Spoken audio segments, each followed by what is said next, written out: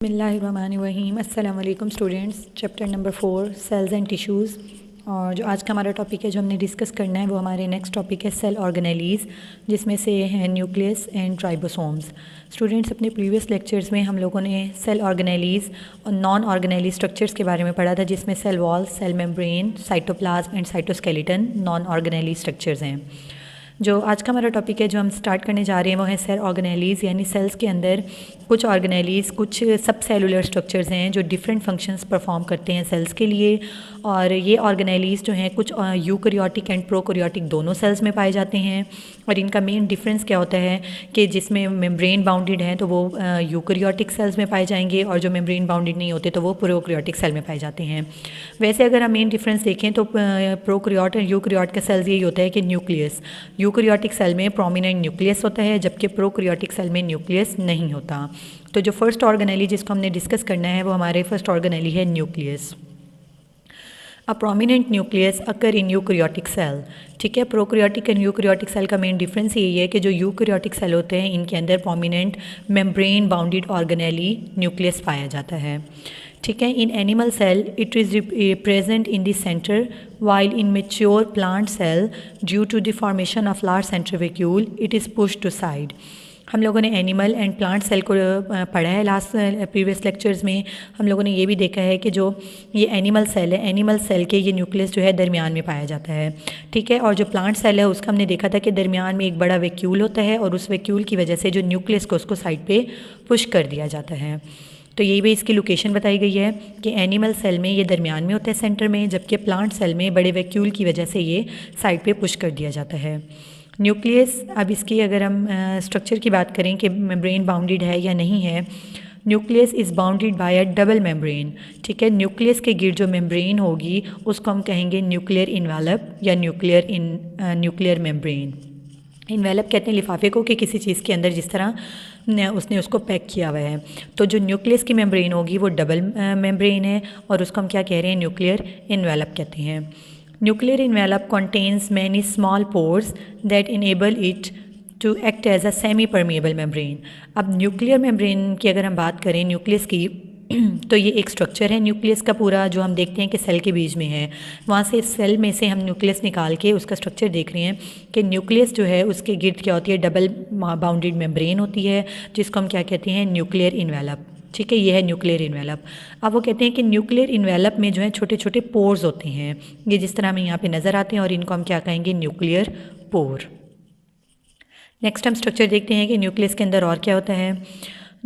Many pores that enable them semi permeable membrane, यानी pores की वजह से वहाँ से जो है चीज़ें जो है न्यूक्लियस के अंदर और बाहर आ जा सकती हैं। Nuclear envelope, inside nuclear envelope a granular fluid nucleoplasm is present.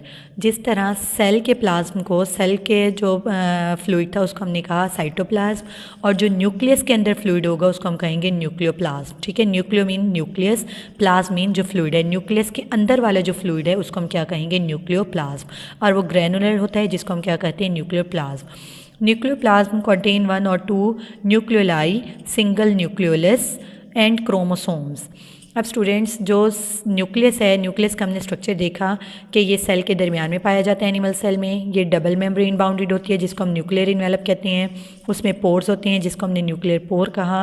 Nuclear pore के अलावा जो न्यूक्लियस के अंदर का फ्लूइड है उसको हमने न्यूक्लियोप्लाज्म कह रहे हैं। और उसके अलावा वो कहते हैं न्यूक्लियस के अंदर एक या एक से ज़्यादा डार्क स्पॉट होते हैं, एक स्ट्रक्चर होता है जिसको हम कहते हैं न्यूक्लियोलस। और उसके अलावा न्यूक्लियस के अंदर जो है थ्रेड लाइक स्ट्रक्चर्स होते हैं जो कि हमारा हेरिडिटरी मटीरियल है। ठीक है, उसको हम कहते हैं क्रोमोसोम्स, जो कि यहाँ पे आपको बना के दिखाए हुए हैं क्रोमोसोम्स। ये क्रोमोसोम्स और न्यूक्लियोलस ये दो स्ट्रक्चर्स हैं जो न्यूक्लियस के अंदर पाए जाते हैं। क्लियर। नेक्स्ट है हमारा टॉपिक कि न्यूक्लियोलस क्या है। Nucleolus is a dark spot and it is site where ribosomal RNA are formed and assemble as ribosomes.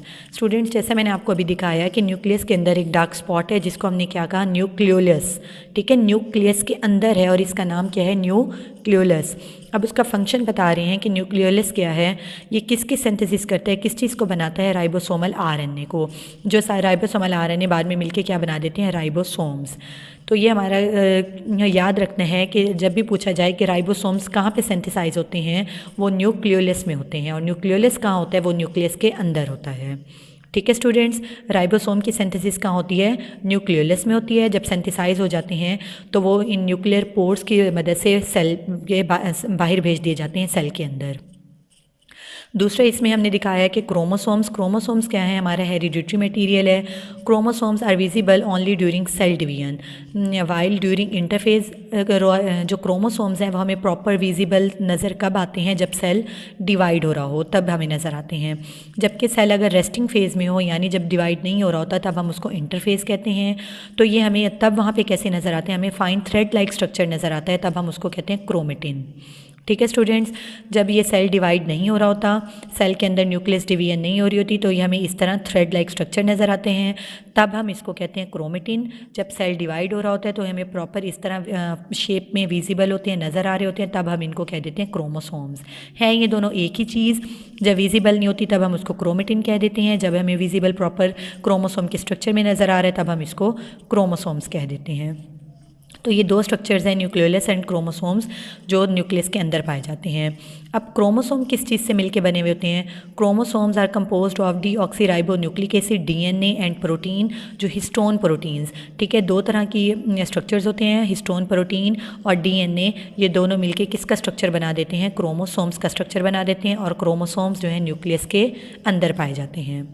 Next हमारा है, हमने देखा कि ये यूकैरियोटिक सेल में न्यूक्लियस पाया जाता है, लेकिन जो प्रोकैरियोटिक सेल होते हैं उनका मेन डिफरेंस ये होता है कि उनके अंदर न्यूक्लियस नहीं होता। ठीक है, prokaryotic cell do not contain prominent nucleus. Prokaryotic cell में प्रोमिनेंट न्यूक्लियस नहीं होता, और इनका जो क्रोमोसोम होता है वो सिर्फ डीएनए से बना होता है। ठीक है, जो क्रोमोसोम जो है वो सिर्फ डीएनए से बना होता है, एंड सबमर्ज्ड इन साइटोप्लाज्म। ठीक है स्टूडेंट्स, जब न्यूक्लियस नहीं होगा तो वो क्रोमोसोम्स जो हैं सिर्फ डीएनए से बने होते हैं, और वो न्यूक्लियस नहीं होगा तो वो सिर्फ सेल के साइटोप्लाज्म के अंदर ही पाया जाएगा। तो स्टूडेंट एक हमने ऑर्गेनेली डिस्कस की, उसका अक्रेंस कि वो कहाँ पाई जाती है, न्यूक्लियस सेल के बीच में, दरमियान में प्लांट सेल में, और एनिमल सेल में, और प्लांट सेल में जो है सेंट्रल वैक्यूल की वजह से वो साइड पे होता है। उसका जो इन्वेलप है हम उसको न्यूक्लियर इन्वेलप कहेंगे। न्यूक्लियर इन्वेलप में जो पोर्स होते हैं हम उसको न्यूक्लियर पोर कहते हैं। इसी तरह से जो उसका फ्लूइड है न्यूक्लियस का, उसको न्यूक्लियोप्लाज्म कहते हैं। न्यूक्लियोप्लाज्म के अलावा जो न्यूक्लियस के अंदर दो स्ट्रक्चर्स होते हैं, एक न्यूक्लियोलस होता है जिसका काम क्या है, राइबोसोम को सिंथेसाइज करता है, और क्रोमोसोम्स हैं जो डीएनए एंड प्रोटीन से मिलकर बने हैं। ये हमने देखा यूकैरियोटिक सेल का स्ट्रक्चर।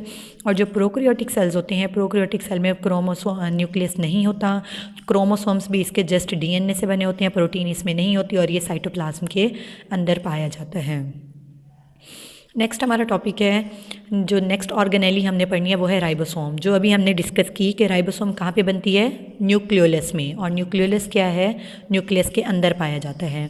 अब राइबोसोम जब बन जाती हैं, राइबोसोम न्यूक्लियस में बनने के बाद ये कहाँ आ जाती हैं, बाहर सेल के साइटोप्लाज्म में। स्टूडेंट्स हम यहाँ पे स्ट्रक्चर को देखते हैं कि ये सेल का न्यूक्लियस है, न्यूक्लियस के अंदर ये डार्क स्पॉट न्यूक्लियोलस है।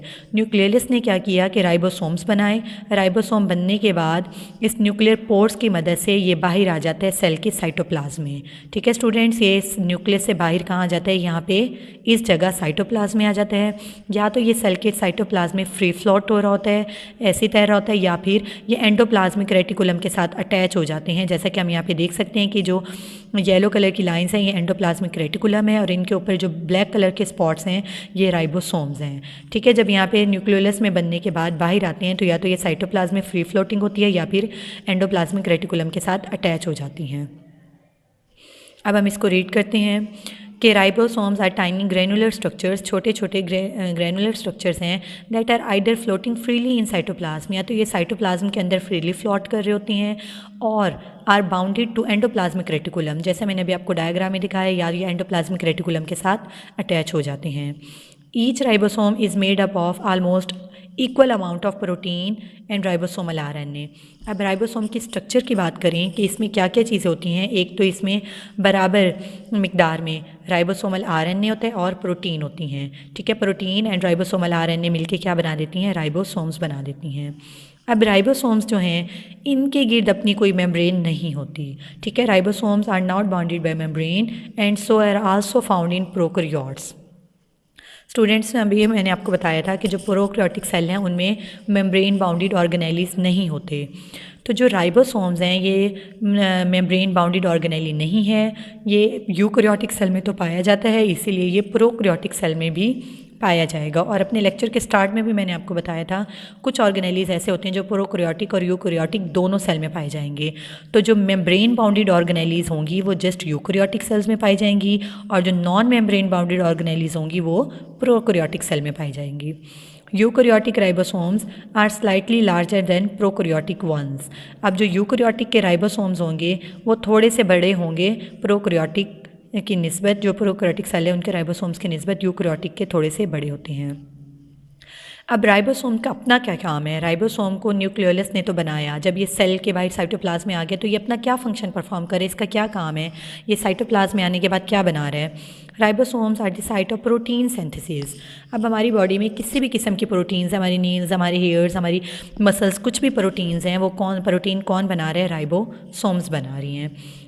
Protein synthesis extremely important of cells, ठीक है, वो सेल के लिए बहुत अहम भी है protein.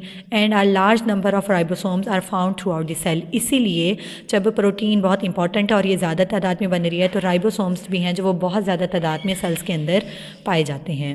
When a ribosome is not working, जब राइबोसोम काम नहीं कर रहा होता, it disassemble into two smaller units. अब राइबोसोम के अगर हम स्ट्रक्चर देखें, राइबोसोम का स्ट्रक्चर जो है ये 2 यूनिट्स पर मुश्तमिल है। ऊपर वाले को हम कहते हैं लार्जर सब यूनिट और नीचे वाला जो है ये स्मॉलर सब यूनिट है।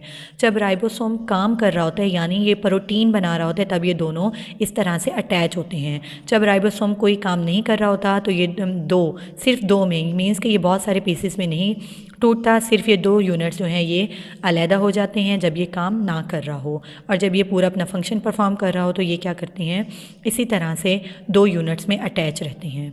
तो स्टूडेंट्स, ये हमने राइबोसोम्स देखे, इसकी लोकेशन ये साइटोप्लाज्म में पाया जाता है, इसकी कंपोजिशन ये प्रोटीन और राइबोसोमल आरएनए से मिलकर बना हुआ है। इसकी मेम्ब्रेन की बात करें तो ये नॉन मेम्ब्रेन बाउंडेड ऑर्गेनेली है और ये प्रोकैरियोटिक यूकैरियोटिक दोनों सेल्स में पाया जाता है। अब इसका फंक्शन ये प्रोटीन सिंथेसिस करता है। प्रोटीन सिंथेसिस की वजह से ये सेल में बहुत ज़्यादा तादाद में पाए जाते हैं और जब ये काम ना कर रहे हो तो 2 सब यूनिट में टूट जाता है। तो स्टूडेंट्स, यहाँ तक हमारा टॉपिक कंप्लीट होता है। हम लोगों ने 2 ऑर्गेनेलीज आज डिस्कस की जिसमें हमने न्यूक्लियस और राइबोसोम्स को देखा कि ये किस तरह से अपना फंक्शन परफॉर्म करें और सेल के अंदर कहाँ पे पाए जाते हैं। ओके स्टूडेंट्स, जज़ाकल्लाह, अल्लाह हाफिज़।